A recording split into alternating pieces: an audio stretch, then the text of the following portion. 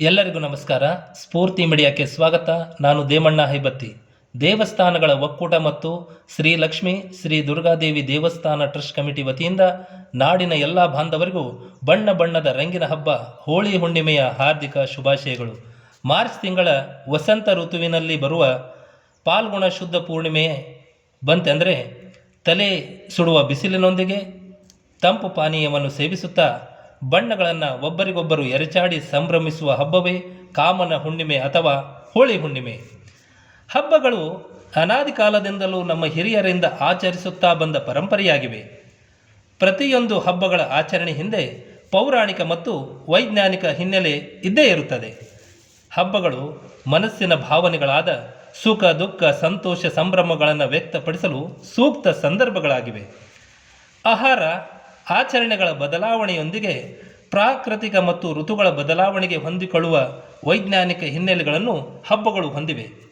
ವಸಂತ ಋತುವಿನ ಆರಂಭದ ಹಬ್ಬ ಹೋಳಿ ಹುಣ್ಣಿಮೆ ಬಿಸಿಲು ಎಂದು ಉದ್ಗಾರದಿಂದ ನಮ್ಮ ಗ್ರಾಮಾಂತರ ಭಾಗದ ಜನರು ಉಚ್ಚರಿಸುವ ಬೇಸಿಗೆಯ ಬಿಸಿಲಿನ ತಾಪದಿಂದ ಶರೀರದ ಸಮತೋಲನವನ್ನು ಕಾಯ್ದುಕೊಳ್ಳಲು ಹೋಳಿ ಹುಣ್ಣಿಮೆ ಎಂದು ಎಳೆನೀರಿನಿಂದ ತಯಾರಿಸಿದ ಪಾನೀಯಗಳನ್ನು ಸೇವಿಸುವುದು, ಪುಷ್ಪಗಳನ್ನು ಬಳಸಿ ತಯಾರಿಸಿದ ಬಣ್ಣಗಳನ್ನು ಮತ್ತು ಬಣ್ಣದಿಂದ ತಯಾರಿಸಿದ ಓಕುಳಿಯನ್ನು ಒಬ್ಬರಿಗೊಬ್ಬರು ಎರಚಾಡುವುದು, ಇವುಗಳ ಜೊತೆಗೆ ನಮ್ಮಲ್ಲಿರುವ ಕಾಮ ಕ್ರೋಧ ಮದ ಮೋಹ ಮತ್ಸರಗಳ ಜೊತೆಗೆ ಕೆಟ್ಟ ಆಲೋಚನೆಗಳನ್ನು ಮತ್ತು ನಮಗೆ ಆಗದಂಥ ವಿಷಯಗಳನ್ನು ಅಗ್ನಿಯಲ್ಲಿ ದಹಿಸುವುದನ್ನು ಈ ಒಂದು ಹೋಳಿ ಹುಣ್ಣಿಮೆ ಸೂಚಿಸುತ್ತದೆ. ಇನ್ನು ಈ ಹಬ್ಬದ ಪೌರಾಣಿಕ ಹಿನ್ನೆಲೆಯ ದಂತಕತೆ ಹೀಗಿದೆ. ಬಹುದಿನಗಳ ಹಿಂದೆ ತರಕಾಸುರನೆಂಬ ರಾಕ್ಷಸ ತಪಸ್ಸನ್ನು ಮಾಡಿ ಬ್ರಹ್ಮನನ್ನು ಒಲಿಸಿಕೊಂಡು ತನಗೆ ಸಾವೇ ಬರದಂತೆ ವರವನ್ನು ಬಿಡುತ್ತಾನೆ. ಅದಕ್ಕೆ ಬ್ರಹ್ಮ, ಸಾವು ಎಲ್ಲರಿಗೂ ನಿಶ್ಚಿತ ಎಂದಾಗ, ಹಾಗಾದರೆ ನನಗೆ ಸಾವು ಬರುವುದಾದರೆ ಅದು ಶಿವನಿಗೆ ಜನಿಸಿದ 7 ದಿನದ ಮಗುವಿನಿಂದ ಮಾತ್ರ ಬರಬೇಕು ಎಂದು ವರವನ್ನು ಪಡೆಯುತ್ತಾನೆ. ನಂತರ ತನಗೆ ಸಾವೇ ಇಲ್ಲ ಎಂದು ಅಹಂಕಾರದಿಂದ ಲೋಕದ ಜನರೆಲ್ಲ ಪೀಡಿಸುತ್ತಾನೆ. ಇವನ ಉಪಟಳವನ್ನು ಸಹಿಸದೆ ದೇವತೆಗಳು ಶಿವನ ಮೊರೆ ಹೋಗುತ್ತಾರೆ. ಆಗ ತಾನೇ ದಕ್ಷ ಯಜ್ಞದಲ್ಲಿ ದ್ರಾಕ್ಷಾಯಣಿಯನ್ನು ಕಳೆದುಕೊಂಡ ಶಿವ ಭೋಗ ಸಮಾಧಿಯಲ್ಲಿ ಇರುತ್ತಾನೆ. ಆಗ ಶಿವನು ತಪಸ್ಸಿನಿಂದ ಹೊರಬಂದು ಪಾರ್ವತಿಯಲ್ಲಿ ಮೋಹಗೊಳಿಸುವುದಕ್ಕಾಗಿ ರತಿ ಮನ್ಮಥರನ್ನು ದೇವತೆಗಳು ಒಪ್ಪಿಸುತ್ತಾರೆ. ಈ ಒಂದು ಒಳ್ಳೆಯ ಕೆಲಸಕ್ಕೆ ಒಪ್ಪಿದ ರತಿ ಮನ್ಮಥರು ಶಿವನ ಮುಂದೆ ಬಂದು ನೃತ್ಯವನ್ನು ಮಾಡುತ್ತಾ ಹೂಬಾಣಗಳನ್ನು ಬಿಟ್ಟು ಶಿವನ ತಪಸ್ಸನ್ನು ಭಂಗ ಮಾಡುತ್ತಾರೆ. ಇದರಿಂದ ಕುಪಿತನಾದ ಶಿವನು ತನ್ನ 3ನೇ ಕಣ್ಣಿನಿಂದ ಮನ್ಮಥನನ್ನು ಭಸ್ಮ ಮಾಡಿಬಿಡುತ್ತಾನೆ. ಗಾಬರಿಯಿಂದ ರತಿ ಶಿವನಲ್ಲಿ ಪತಿಭಿಕ್ಷೆಯನ್ನು ಬಿಡುತ್ತಾಳೆ. ಆಗ ಶಾಂತನಾದ ಶಿವ ರತಿಗೆ ಮಾತ್ರ ಮನ್ಮಥ ಕಾಣುವಂತೆ ವರವನ್ನು ನೀಡುತ್ತಾನೆ. ಈ ಒಂದು ಮನ್ಮಥನ ಮತ್ತೊಂದು ಹೆಸರೇ ಕಾಮ. ಒಳ್ಳೆಯ ಕೆಲಸಕ್ಕಾಗಿ ಬಂದ ಮನ್ಮಥನು ಶಿವನ ಕೆಂಗಣ್ಣಿಗೆ ಗುರಿಯಾಗಿ ಭಸ್ಮವಾದ ಈ ಪಾಲ್ಗುಣ ಪೂರ್ಣಿಮೆಯ ದಿನವನ್ನು ಕಾಮನ ಹುಣ್ಣಿಮೆ, ಕಾಮದಹನ ಎಂದು ಆಚರಿಸುವ ಪರಂಪರೆ ಮುಂದುವರಿಯಲಾಯಿತು. ಇನ್ನೊಂದು ಕತೆ ಹೇಳುತ್ತದೆ, ಹೋಳಿ ಹುಣ್ಣಿಮೆ ಆಚರಣೆಗೆ ಹೋಳಿಕಾ ರಾಕ್ಷಸಿಯ ದಹನವೇ ಕಾರಣ ಎಂದು.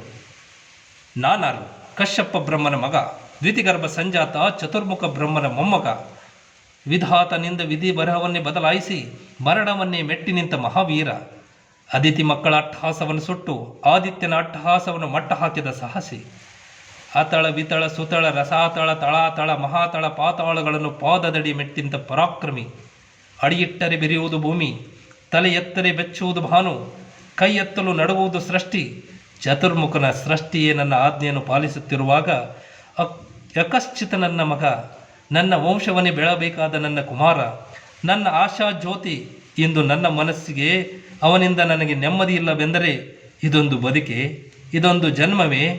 ಸದಾ ಹರಿನಾಮ ಸ್ಮರಣೆಯನ್ನು ಮಾಡುತ್ತಿರುವ ನನ್ನ ಮಗನನ್ನು ಉಳಿಸಬಾರದು, ಪ್ರಹ್ಲಾದನನ್ನು ಉಳಿಸಬಾರದೆಂದು ಸಾಯಿಸಲು ಹಲವಾರು ಪ್ರಯತ್ನಗಳನ್ನು ಮಾಡುತ್ತಾನೆ.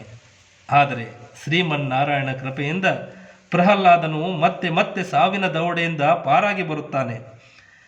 ಕೊನೆಯ ಪ್ರಯತ್ನವಾಗಿ ಹಿರಣ್ಯ ಕಶ್ಯಪನ ಸಹೋದರಿಯಾದ ಹೋಳಿಕಾಳನ್ನು ಆಹ್ವಾನಿಸುತ್ತಾನೆ.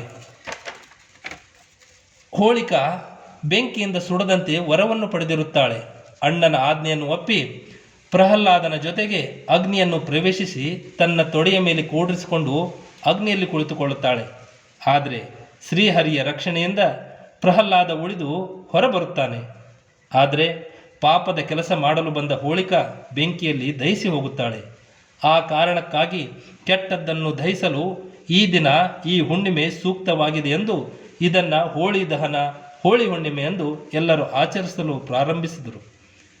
ಹೀಗೆ ಈ ಒಂದು ಹುಣ್ಣಿಮೆ ಐತಿಹಾಸಿಕ ಪೌರಾಣಿಕ ಹಿನ್ನೆಲೆಗಳನ್ನು ಹೊಂದಿದೆ. ಕೆಟ್ಟದ್ದನ್ನು, ಬೇಡವಾಗಿದ್ದನ್ನು ಹೋಳಿಯ ಪ್ರತೀಕವಾಗಿ ಬೆಂಕಿಯಲ್ಲಿ ದಹಿಸಿ ಒಬ್ಬರಿಗೊಬ್ಬರು ಬಣ್ಣವನ್ನು ಎರಚಾಡಿ ಪ್ರೀತಿ ಬಾಂಧವ್ಯ ಸಂಬಂಧವನ್ನು ಗಟ್ಟಿಗೊಳಿಸಿ ಪ್ರೀತಿ ಸಹಬಾಳ್ವೆ ನೆಮ್ಮದಿಯ ಜೀವನ ನಡೆಸಲು ಹೋಳಿ ಹುಣ್ಣಿಮೆ ಮಹತ್ವದ ಹಬ್ಬವಾಗಿದೆ. ಇನ್ನು ಏಕಕಾಲಕ್ಕೆ ನಾಡಿನ ತುಂಬೆಲ್ಲ ಕಾಮದಾನ ನಡೆಸುವುದರಿಂದ ವಾತಾವರಣವು ಶುದ್ಧವಾಗಿ ವಾತಾವರಣದಲ್ಲಿ ಸಾತ್ವಿಕತೆ ಹೆಚ್ಚಾಗುವುದು. ಅದೇ ರೀತಿ ಈ ಒಂದು ಹಬ್ಬದಲ್ಲಿ ತಮಟೆಯನ್ನು ಬಾರಿಸುತ್ತಾ ಬೊಬ್ಬೆಯನ್ನು ಹಾಕುತ್ತಾ ಊರನ್ನೆಲ್ಲ ಸುತ್ತಾಡುವುದು ಒಂದು ವಿಶೇಷವಾಗಿದೆ. ಕಾರಣ ಏನಂತಂದರೆ ತಮಟೆಯನ್ನು ಬಾರಿಸುವ ಸದ್ದಿಗಾಗಿ ಊರಿನಲ್ಲಿರುವಂತಹ ಕೆಟ್ಟ ಶಕ್ತಿಗಳು ಊರಿನಿಂದ ಹೊರಗಡೆ ಹೋಗ್ತವೆ ಅನ್ನೋದನ್ನು ಒಂದು ಪ್ರತೀತವಾಗಿದೆ. ಇನ್ನು ಬೊಬ್ಬೆ ಹಾಕುವುದು, ಅಣುಕು ಶವಗಳನ್ನು ಹೊತ್ತಿಕೊಂಡು ವಿವಿಧ ಸೊಗಡಿನಲ್ಲಿ ಆ ಶವದ ಮುಂದೆ ಶೋಕಿಸುವ ಹಾಗೂ ಬೊಬ್ಬೆ ಹಾಕುವ ಸಂಪ್ರದಾಯಗಳನ್ನು ಕೆಲವೊಂದು ಭಾಗಗಳಲ್ಲಿ ಮಾಡಲಾಗ್ತಾ ಇದೆ. ಅದಾದ ನಂತರ ನಮ್ಮ ಯುವಕರು ಮತ್ತು ಮಕ್ಕಳು ಕುಳ್ಳು, ಹುಲ್ಲು, ತೆಂಗಿನಕಾಯಿಗಳನ್ನು ಕಳುವು ಮಾಡುವುದು ಮತ್ತು ದಹನಕ್ಕೆ ಬೇಕಾದಂಥ ವಸ್ತುಗಳನ್ನು ಕಳುವು ಮಾಡಿ ತಂದು ಕಾಮದಹನವನ್ನು ಮಾಡುವುದು ವಿಶೇಷವಾಗಿದೆ.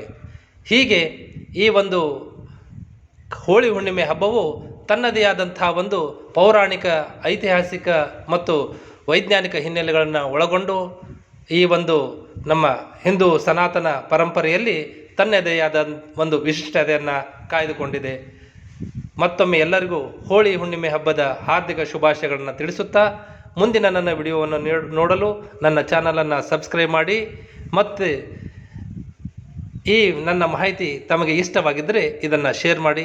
ಎಲ್ಲರಿಗೂ ಮತ್ತೊಮ್ಮೆ ನಮಸ್ಕಾರ.